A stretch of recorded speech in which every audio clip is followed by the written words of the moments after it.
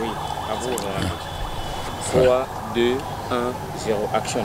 Je suis venu demander au bureau du Sénat et de l'Assemblée nationale d'arrêter leur bagarre inutile, d'arrêter leur théâtre inutile. Il y a d'autres urgences pour la République, notamment la sécurité à l'est de la RDC. Ma province du Kivu, ma ville de Goma, menacée maintenant. Il y a les rebelles qui sont en train de descendre sur ma ville d'origine, sur ma ville électorale. Alors ils doivent arrêter leur théâtre politique et s'occuper des urgences du pays. Le président de la République a promis de s'en occuper, ils doivent l'aider, les institutions doivent l'aider. Alors maintenant où je vous parle, je suis venu interpeller le président de l'Assemblée nationale et le président du Sénat que j'ai attendu depuis le matin, qui ne sont pas là. Je sais qu'ils sont dans d'autres urgences, j'espère, mais moi les urgences sont la paix à l'Est. Et je suis venu demander à ce qu'on autorise aux sénateurs et aux députés du Kivu de sortir et de partir à Goma, poser des questions à tous ces rebelles, qu'est-ce qu'ils veulent. Parce que nous voulons exiger au gouvernement congolais de nous dire finalement quels sont les accords qu'on a toujours signés depuis 2000.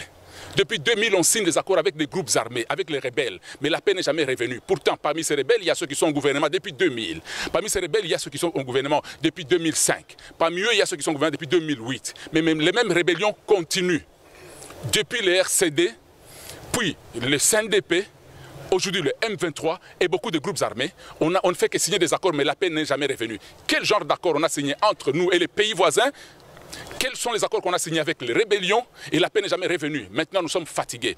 Au nom de la population du Kivu, au nom de ma ville de Goma, je suis venu demander qu'on nous rende compte et qu'on nous le dise immédiatement. Nous sommes fatigués.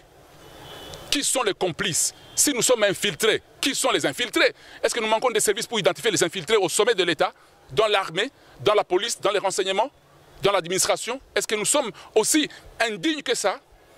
J'ai dit pour la dernière fois, la population du Kivu et celle de Goma en particulier exige à ce que les députés descendent à Goma pour aller parler avec ces rebelles-là.